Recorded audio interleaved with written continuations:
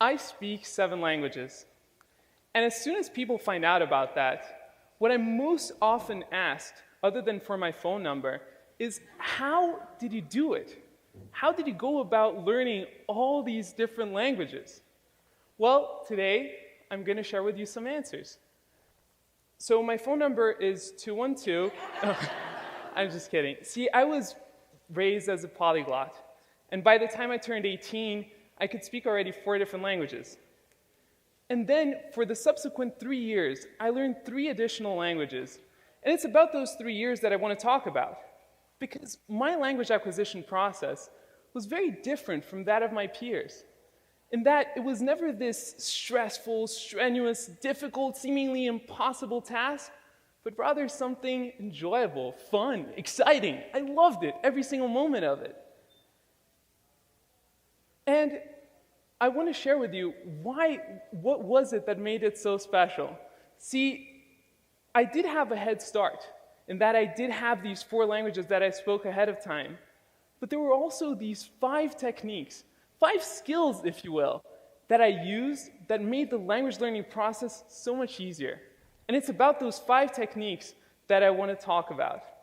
So, let's dig right in. And for the first one, the first thing that we've got to do is to take a very deep breath. And relax. And the reason for this is because our entire lives, we're taught how to do things right. From the moment we're born, we're taught what things we should do, what things we shouldn't do, and how to do things properly. Well, when it comes to language learning, the golden rule of language learning, the most important thing is to get things wrong, to make mistakes. And that is the first rule. Let me explain to you why. See, when we know languages, we know a whole collection of sounds and a whole collection of structures, which combined make what I like to call, and for the purpose of this presentation, our language database. And our language database will contain all the sounds and structures that we know. However, there's a whole family of sounds and structures that are beyond our database. And for us to be able to embark on those, and to be able to explore those, there's nothing within our database, nothing within our knowledge that will tell us when we're getting these structures right. Nothing to tell us when that sound is precise. Let's say we're going to explore this one specific sound.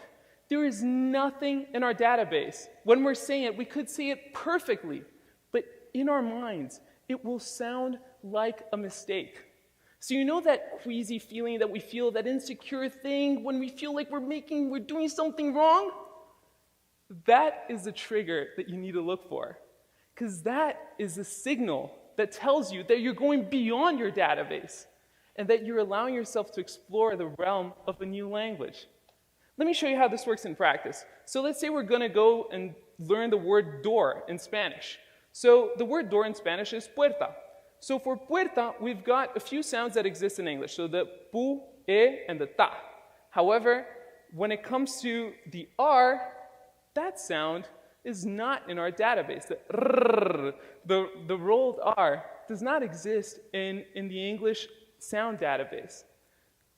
And it's a little bit on the outside. So if we allowed ourselves to bridge through our database and to really break through and to make the mistake, we could make sounds like the rrr. But instead, what sometimes happens is that we get the closest relative of it that is within the database, and that is the r sound.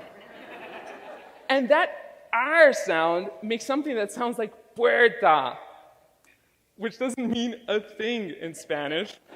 It actually doesn't sound too charming, and it doesn't tell you too much.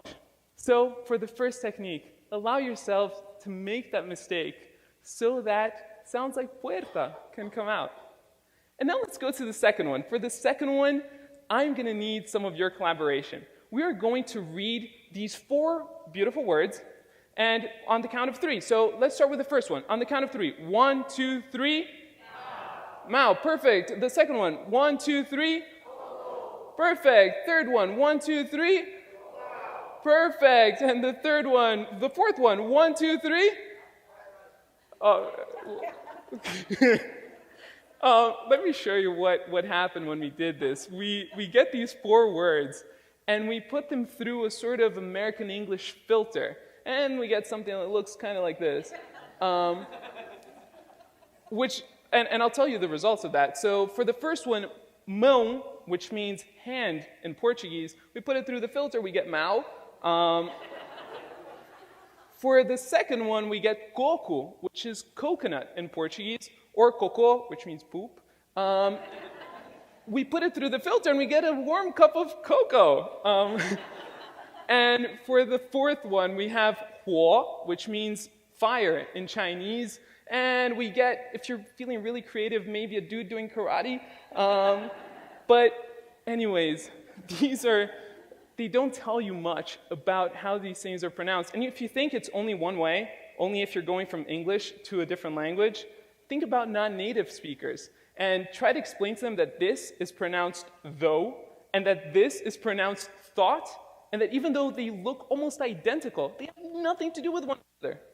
Or try to explain to them that this is enough and that this is just simply wrong.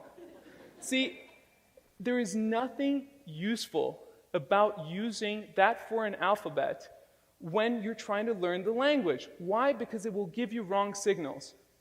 So what is the second technique? Scrap it. Scrap the foreign alphabet. Let me give you an alternative of how you can go about this. This is a Brazilian currency, and it's spelled like this. So on the count of 3, can we all say the name of this currency? 1, 2, 3. Yeah. We have some people who know the spelling. Yeah, real for the most part. And as useful as this might seem, it doesn't tell you a single thing. And when you're speaking Portuguese, real means nothing. Let me give you an alternative. See, in Portuguese, the way that you say real is real. So let me teach you how to say it. So on the count of 3, let's say he. So it's he, but without the e sound. So 1, 2, 3, he. Perfect.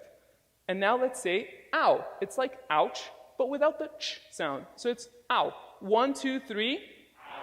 Perfect. So he. Ow. He.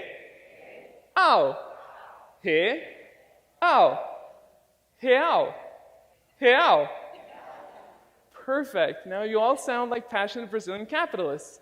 And so why would we go and use something that looks like this, that looks real, when instead you can use something that looks like this and gives you so much more information about how to say something in a foreign language? And that puts us in a really good spot, because at this point, we allowed ourselves to break through our database and to make mistakes, to go into that uncharted territory of a new language. And then we figured out how to take notation in a way that the information is actually meaningful. But then how can we test it? And that's where technique number 3 comes in. Technique number 3 is about finding a stickler. So finding someone who's detail-oriented and who won't let you get away with the mistakes. And more than finding someone who's really that person, the guru for the language, it's more about establishing the right sort of relationship. Relationship with someone where they will correct you. They'll feel comfortable correcting you and making sure that you're getting to that spot you wanted in the language. But at the same time, someone who will encourage you to get things wrong and to make those mistakes in the first place. And sticklers could be your teacher, it could be your tutor, it could be a friend, it could be someone on Skype or Craigslist. It doesn't matter. You can find sticklers all over the place, and with technology, it becomes a lot easier to find them.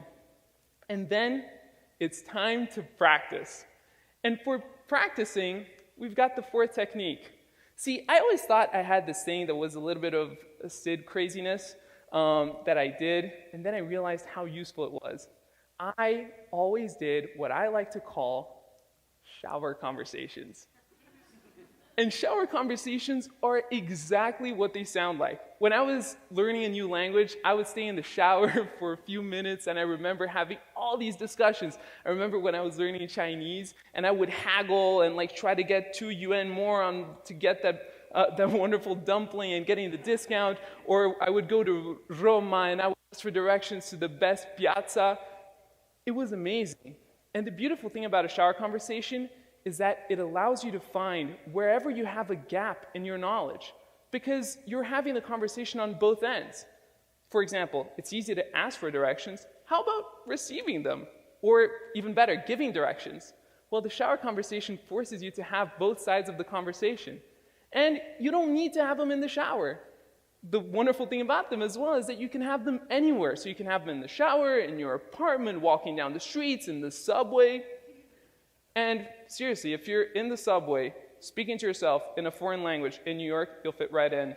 You're fine. And it's great because you don't depend on anything or anyone to get your practice. And I did this for years, and later on I found out that professional athletes do it too. Michael Phelps is known to visualize every single one of his races several times over before jumping in the water.